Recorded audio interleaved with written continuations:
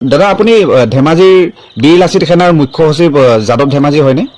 হয় নিশ্চয় হয়। ৰাজীৱ শদিয়াৰ বিষয়ে জানিবৰ বাবে দুটামান কথা লৈ আহিছিলো আপোনাৰ ওচৰত। উক্ত ঘটনাৰ সন্দৰ্ভত অসমৰ মুখ্যমন্ত্ৰী ডক্টৰ হিমন্ত বিশ্ব শৰ্মা ডাঙৰীয়াৰ ফালৰ পৰা কোনো ধৰণৰ মন্তব্য এতিয়ালৈকে শুনিবলৈ পোৱা নাই, কি বুলি ক'ব? অত্যন্ত দুখৰ বিষয়। কি বুলি ক'ম আৰু অত্যন্ত দুখৰ বিষয়। হয় ধৰক আমাৰ দৃষ্টিত চৰকাৰ মুখ্যমন্ত্ৰী তেখেতে অসমখনক পৰিচালনা কৰি থকা এটা মুখ্য দায়িত্বত থকা এজন ব্যক্তি। কিন্তু কথাটো হৈছে কি, জাতিৰ মাটিৰ লগত সম্পৃক্ত হৈ এটা সম্বন্ধ গঢ়ি তোলা, জাতিটোক জাতীয়তাবাদীৰ লগত নেতৃত্ব দিব বিচৰা, এটা সম্পৰ্ক গঢ়ি তুলিব বিচৰা এজন গণশিল্পীৰ মৃত্যুত তেখেতে এনেধৰণৰ ধৰক ভাবমূৰ্তি এটা প্ৰকাশ কৰাৰ ক্ষেত্ৰত আমি বীৰ লাচিত সেনা অসমে অত্যন্ত দুখ প্ৰকাশ কৰিছো। কথাটো হৈছে কি, তেখেতে ব্যস্ততাৰ খাতিৰত ৰাজীৱ শদিয়া গণশিল্পী সদ্যপ্ৰয়াত ৰাজীৱ শদিয়া স্বৰ্গীয়লৈ যাব পৰা নাই, মানি লৈছো কথাষাৰ। কিন্তু অন্ততঃ তেখেতে এটা শোক প্ৰস্তাৱ প্ৰেৰণ কৰিব পাৰিলেহেঁতেন। হয় নিশ্চয়। তেখেত নিজে যাব নালাগে, তেখেতৰ যেতিয়া এজন স্বয়ং মুখ্যমন্ত্ৰী, তেখেতৰ তলত যথেষ্টখিনি মানুহ আছে, কোনোবা এজন অন্ততঃ প্ৰতিনিধি তেওঁক প্ৰেৰণ কৰিব পাৰিলেহেঁতেন। তেখেতৰ ৰাজীৱ শদিয়া এৰি থৈ যোৱা পৰিয়ালটোৰ পুত্ৰ সন্তানটি আছে, পৰিবাৰ আছে, মাক দেউতাক আছে। গতিকে সেই পুত্ৰ সন্তান, পৰিবাৰ আৰু মাক দেউতাকৰ মনৰ অকণমান সান্তনা দিবৰ কাৰণে, এটা অনুভূতি ভাল অনুভূতি এটা যাচিবৰ কাৰণে প্ৰতিনিধি এজন প্ৰেৰণ কৰা দৰকাৰ আছিলে। নিশ্চয়। কিন্তু বৰ্তমান ৰাজীৱ শদিয়া একমাত্ৰ কণ্ঠশিল্পী হৈ থকা নাই, তেখেত হৈছে গণশিল্পী। নিশ্চয় নিশ্চয়।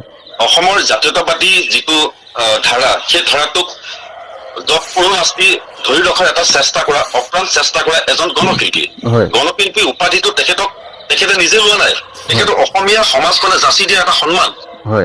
গতিকে আমি দুখ প্ৰকাশ কৰিছো সন্মানীয় মুখ্যমন্ত্ৰী মহোদয়কো, যদিও এই মুহূৰ্তলৈকে তেখেতে খা খবৰ কৰা নাই, আপোনাৰ ইউটিউব চেনেলৰ যোগেদি আমি তেখেতক আহ্বান জনাব বিচাৰিছো, তেখেতে যেন তেনেকুৱা ধৰণৰ কিছুমান মন্তব্য, বিৰূপ মন্তব্য প্ৰকাশ নকৰাৰ আগতেই আমাৰ সদ্যপ্ৰয়াত গণশিল্পী গৰাকীৰ এৰি থৈ যোৱা পৰিয়ালবৰ্গৰ ওচৰত এটা খবৰ ৰাখে। গতিকে আপোনাৰ চেনেলৰ যোগেদি আমি পোনপ্ৰথমে তেখেতলৈ আমি সেইটো আহ্বান জনাব বিচাৰিছো। হয়, আৰু পৰিয়ালটিৰ ককাইদেউৰ পৰিয়ালটিৰ সংস্থাপনৰ কাৰণে এতিয়া বহুতো লোকেই আপোনাৰ মুখ্যমন্ত্ৰীৰ লগত কথা বতৰা হ'ম নাইবা বাৰ্তা প্ৰেৰণ কৰিম বুলি বহুতো লোকেই তেনেকুৱা নিজৰ মন্তব্য প্ৰকাশ কৰা আমি ছচিয়েল মিডিয়াৰ জৰিয়তে আমি শুনিবলৈ পাইছিলো।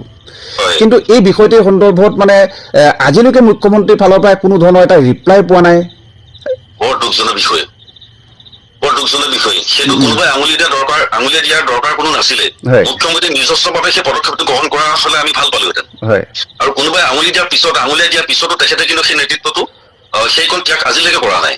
সেইটো আচলতে ত্যাগ নহয়, সেইটো মুখ্যমন্ত্ৰী, স্বয়ং মুখ্যমন্ত্ৰী সেইটো দায়িত্ব। এজন জাতীয়তাবোধ থকা, জাতীয় চেতনা থকা গণশিল্পী এজনৰ মৃত্যুৰ পিছত তেখেতৰ পৰিয়ালবৰ্গৰ খা খবৰ লোৱা এজন মুখ্যমন্ত্ৰীৰ দায়িত্ব। গতিকে সেই দায়িত্বটো অন্ততঃ স্বয়ং মুখ্যমন্ত্ৰী লোৱা দৰকাৰ বুলি ভাবো। আৰু তেখেতেতো নিজস্বভাৱে কৰা হোৱাই নাই, আজি তাৰিখলৈকে আমি দেখা নাই। আজি 6টা দিন হ'ল তেখেত বিয়োগ হোৱা।